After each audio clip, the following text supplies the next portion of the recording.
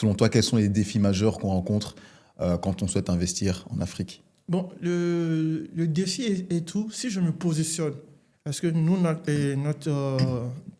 l'une de nos valeurs, c'est de toujours se positionner du côté de l'acquéreur et tout. Parce qu'il y a l'acquéreur, il y a le professionnel. Donc, le défi, au fait, c'est souvent le manque de sources, le manque d'informations disponibles en ligne.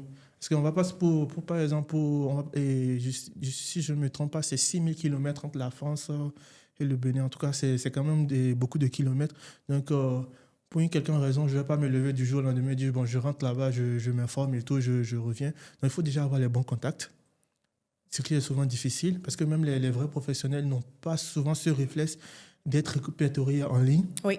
Ils ne sont pas répertoriés. Donc, c'est souvent le bouche à oreille. Et ce matin, déjà, par exemple, suite à un dîner privé auquel j'avais participé, j'ai déjà eu beaucoup de contacts. Ah, je parlais que si je passe par toi, je peux avoir le contact d'un notaire et tout. Et moi, derrière, j'oriente. Donc, souvent en ligne, on n'a pas accès à eux. On n'a pas accès à eux. Exemple, aujourd'hui, moi, je veux acheter en ligne. Je cherche les flux de l'entreprise et tout. Donc, ce sont des informations qui ne sont pas disponibles, qui ne sont pas facilement répertoriées. Et même les biens, même des fois, qui sont mis en ligne et tout. Qu'est-ce qui prouve que le bien qui est en ligne n'est pas un bien fictif?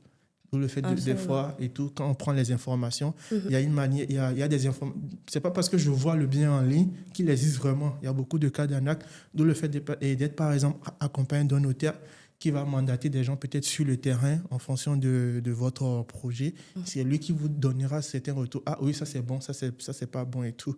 Donc c'est le manque d'information, le manque de traçabilité qui crée souvent tout ce genre de problème. Donc aujourd'hui, nous sommes une sorte de tiers de confiance qui accompagnons, qui mettons en relation et qui suivons les process pour le compte de l'acquéreur. Bon, l'acquéreur, c'est le monde c'est la personne de la diaspora, comme l'investisseur, parce que l'Afrique, c'est pas que pour nous la diaspora, c'est aussi pour les investisseurs.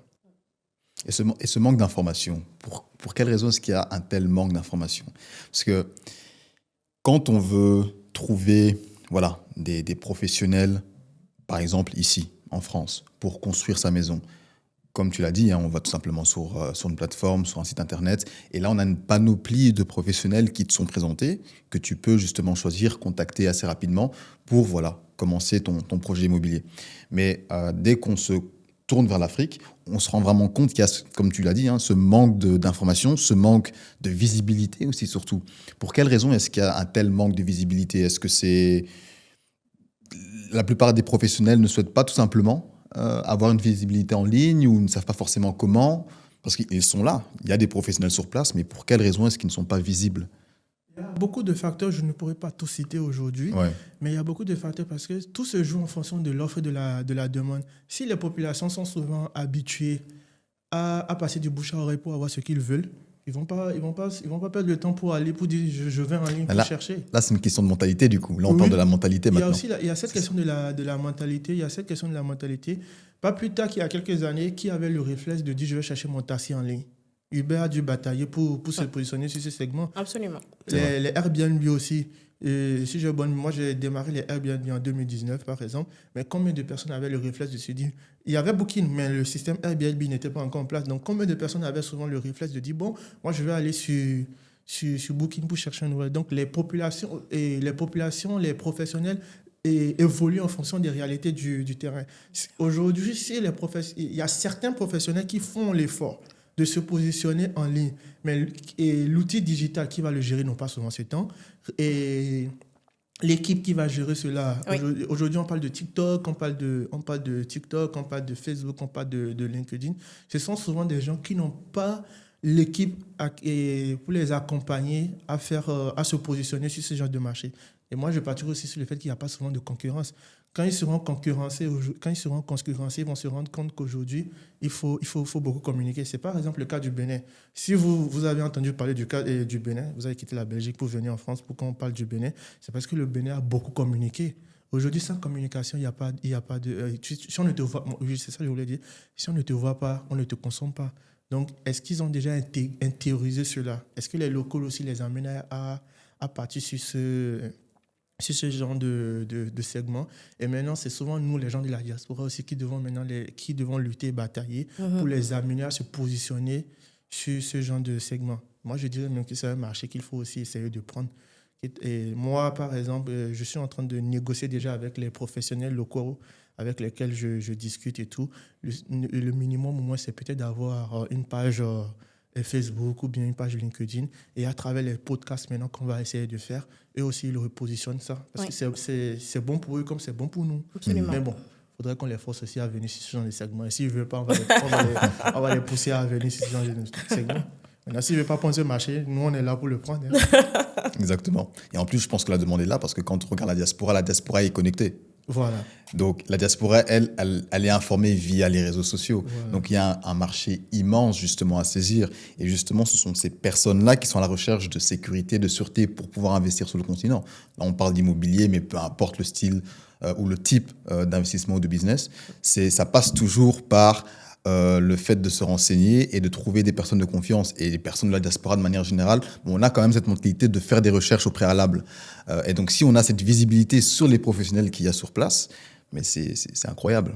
Mais il faut aussi qu'ils arrivent à se rendre compte du potentiel de la diaspora pour pouvoir bouger et se mettre sur les réseaux, Instagram, Facebook, etc., tout ce que tu as cité, pour justement se rendre compte qu'ils peuvent capter des gens.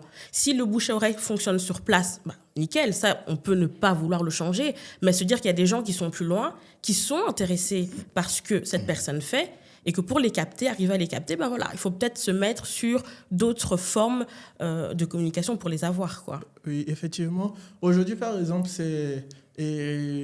au Bénin, le gouvernement béninois, le président Talon est à son dernier mandat. Donc, dès le départ, ils ont commencé à structurer le cadre informatique et tout. Par exemple, les services administratifs sont assez digitalisés. Et en Afrique de l'Ouest, je ne parlerai pas des pays anglophones puisque je ne maîtrise pas beaucoup, mais en Afrique de l'Ouest, dans la CEDEAO, et quand on prend l'ensemble des pays francophones comme le Sénégal, la Côte d'Ivoire, et la Guinée, le Mali et autres, le Bénin se positionne en premier en termes de digitalisation de l'administration publique. Là, je parle que du public, pas des privés. Okay. Et l'objectif, au fait, c'est... Et cette digitalisation, c'est pour les locaux, mais pour les gens de l'extérieur, parce que le Bénin s'ouvre aujourd'hui beaucoup à l'international. Et qui parle international parle d'interconnexion, de connexion et tout. Donc, digitaliser ce genre de service. Moi, par exemple, quand j'ai voulu faire mon passeport, je n'avais pas eu besoin d'aller encore à l'ambassade et tout. Aujourd'hui, depuis la maison, un Béninois, par exemple, peut émettre une demande de passeport en ligne et tout est géré en ligne. Donc, sachant qu'ils sont partis sur près de 25 administrations digitalisées, beaucoup d'autres sont en cours et tout, même les actes de naissance aujourd'hui. Il n'y a pas plus tard qu'il y a quelques jours, moi j'ai appelé et quand j'ai vu ça, j'ai dit « aujourd'hui on aura des bébés connectés ». Donc, si même les actes de naissance sont faits en général entre 24 à 72 heures depuis la maison, c'est que le Bénin vraiment se positionne déjà pour la diaspora. Donc, c'est un peu ça.